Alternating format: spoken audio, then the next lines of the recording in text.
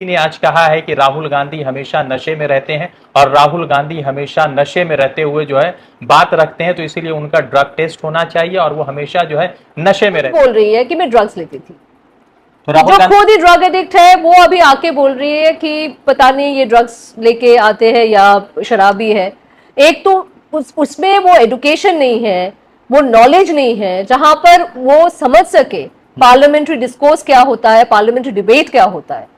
तो वो देखिए, हम किसी को नीचा नहीं दिखाना चाहते, ये डेमोक्रेसी है। She is a democratically elected MP, peoples representative, तो हम उसको नीचा नहीं दिखाना चाहते। पर अगर कोई इंसान हर रोज, हर every second day, every second week she makes a controversial statement just to get some attention. कभी आपने सुना है कंगना ने कोई कंस्ट्रक्टिव क्रिटिसिज्म किया है, कोई कंस्ट्रक्टिव आइडियाज दिया है, कोई कंस्ट्रक्टिव पार्लियामेंट्री डिस्कोर्स में शी हैज पार्टिसिपेटेड? तो अगर हर रोज एक कोई इंसान कोई ऐसे अनपढ़ जैसे बात करता है और ऐसे कोई कंट्रोवर्सी क्रिएट करने की कोशिश करता है, तो इसमें रिस्पॉन्ड करने की ये रिस्पॉन्ड करना भी हमारे टाइम का वेस्टेज है। उन्होंने ड्रग्स लेना शुरू कर दिया और ये कोई और नहीं बोल रहा है, कंगना खुद बोल रही है एक टीवी इंटरव्यू में।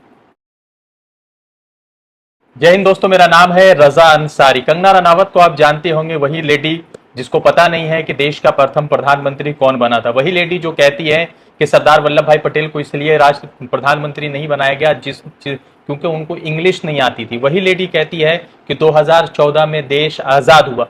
तो ये तमाम तरह की बात है। और उसी लेडी ने आज कहा है कि राहुल गांधी हमेशा नशे में रहते हैं और राहुल गांधी हमेशा नशे में रहते हुए जो है बात रखते हैं, तो इसीलिए उनका ड्रग टेस्ट होना चाहिए और वो हमेशा जो है नशे में रहते हैं। मीता चक्रवर्ती ऑल इंडिया स्पोक पर्सन है कांग्रेस पार्टी की, और उनसे जानेंगे, चूंकि खुद भी ये महिला है और कंगना रनावत का जिस तरह का आजकल का बयान आ रहा है उससे लग रहा है कि लोग उनके ऊपर सवाल कर रहे हैं कि वो किस तरह के नशे करती हैं कि राहुल गांधी को लेकर इस तरह के बयान, टिप्पा टिप्पणी वो कर रही है। मीता जी, सबसे पहले कि कंगना रनावत ने आज राहुल गांधी को कहा है कि वो ड्रग्स लेते हैं, शराबी हैं, हमेशा शराब के नशे में रहते। पहला रिएक्शन क्या है? पहला रिएक्शन देने के पहले मैं एक वीडियो दिखाना चाहूंगी आपको और आपके व्यूअर्स को। ये आ रहा है क्या? जी, मैं प्ले कर सकती हूँ जी। आप ही सुनिए क्या कहा नहीं। दोस्तों, मैं 15-16 साल की थी जब मैं घर से भागती थी। मुझे लगता था कि जैसे मैं हाथ में उठे तारे तोड़ ले आऊंगी। मेरी माँ कहती है कि एक बार तू मैंने बारिश में नाचते हुए तुम्हें देखा, आधा घंटा तुम ऐसा लगा जैसे आसमान को से कुछ खींचने की कोशिश कर रही हो। ये सच है, मुझे ऐसा लगता था और ऐसा ही 16-17 साल में वो घर से भाग गई थी और उसके 1-1.5 साल के अंदर bye her own admission, bye her own submission, she was a drug addict. उन्होंने ड्रग्स लेना शुरू कर दिया और ये कोई और नहीं बोल रहा है, कंगना खुद बोल रही है एक टीवी इंटरव्यू में। उनकी खुद की वीडियो आपने देखा। अगर एक ड्रग एडिक्ट जिसने अपनी पढ़ाई खत्म नहीं की, ऐसे इंसान जो हमेशा एक डिसोल्यूशन में रहती है, उनके लिए काफ़ी सारे कंट्रोवर्सीज हो चुके हैं पहले भी, बॉलीवुड में भी। मैं उन तमाम कंट्रोवर्सीज की डिटेल्स में नहीं जाना पसंद करूंगी क्योंकि एक औरत है।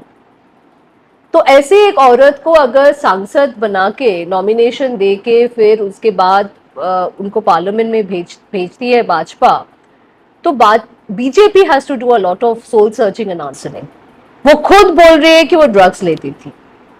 अगर ऐसे एक इंसान लीडर ऑफ ऑपोजिशन के ऊपर अगर ऐसे एक एक्यूजेशन, बेसलेस एक्यूजेशन, जिसका ना कोई प्रूफ है, कोई बेस है, ऐसे ही उसके दिमाग में आया और उसने बोल दिया, तो इसको हम रिस्पॉन्ड करके इसको ऑनर नहीं देना चाहते, इनको इंपॉर्टेंस नहीं देना चाहते।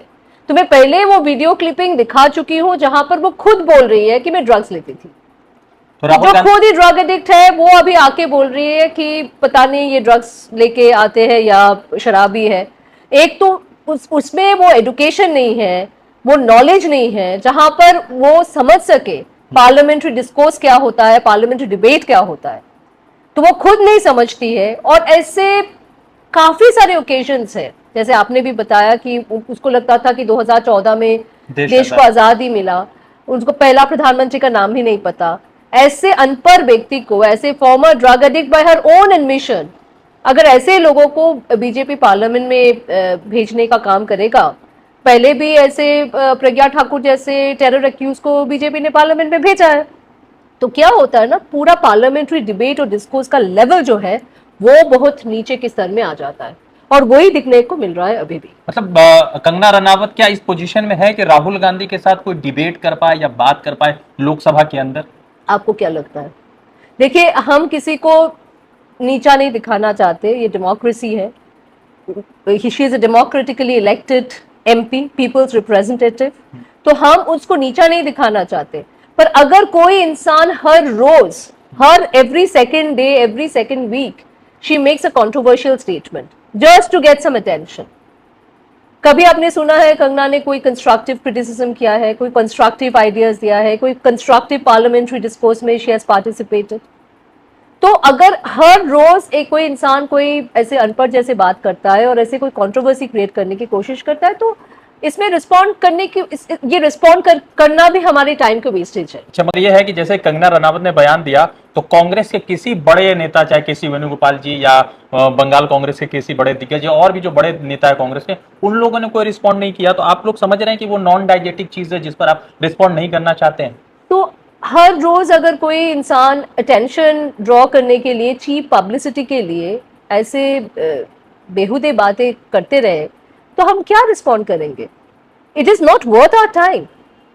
तो अगर कोई इंसान कोई कंस्ट्रक्टिव क्रिटिसिज्म करता, कोई पॉलिसी को लेके, या हम जो अभी कास्ट सर्वे की बात कर रहे हैं, या हम लोग बजट के ऊपर जो हमारी जो टिप्पणी या कमेंट्स थे उसके ऊपर अगर कोई कमेंट करता, तो हम लोग we would have wanted to engage.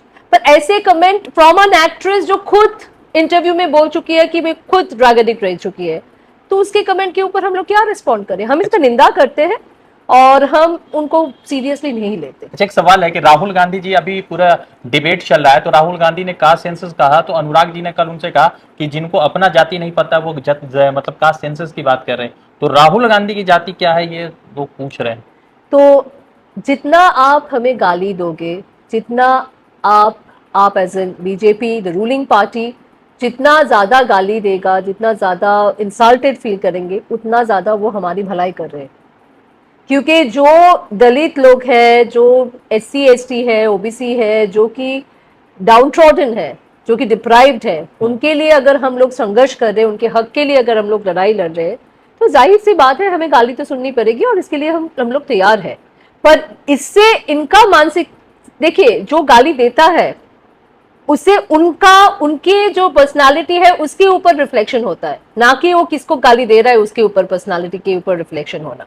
तो अगर अनुराग ठाकुर ये बोलता है कि जिसका जाति नहीं है वो जाति जनगणना की मांग कर रहा है, तो इससे अनुराग ठाकुर के पेडिग्री, अनुराग ठाकुर का जो क्लास और स्टैंडर्ड ऑफ थिंकिंग है, मेंटालिटी है, इससे उसके बारे में ज्यादा पता होता है, राहुल गांधी के बारे में नहीं। अच्छा, एक बात बताइए, what changes you have noticed in the last couple of months, like Rahul Gandhi won the election from the Wayanad in the Raebareli, तो क्या चेंजेस आपको लगा राहुल गांधी में? ड्रास्टिकली चेंजेस क्या आया है? देखिए, राहुल गांधी ऐसे ही थे पहले से भी। चेंजेस बाहर जो राहुल गांधी को नहीं जानते थे, राहुल गांधी के सिर्फ कुछ इंटरव्यू या व्हाट्सएप यूनिवर्सिटी के थ्रू जो राहुल गांधी को जानने की कोशिश कर रहे थे, उनको शायद लगा होगा, पर राहुल गांधी यही इंसान थे। Rahul Gandhi is extremely driven, he is fearless, he is, if there is a fearless man that I know in today's time and age, then that person's name is Rahul Gandhi.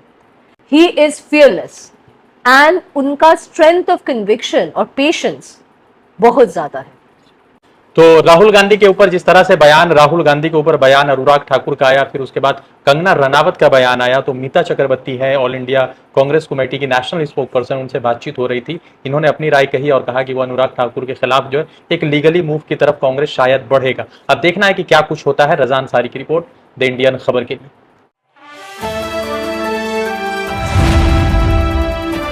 The Indian खबर, सच आपके सामने।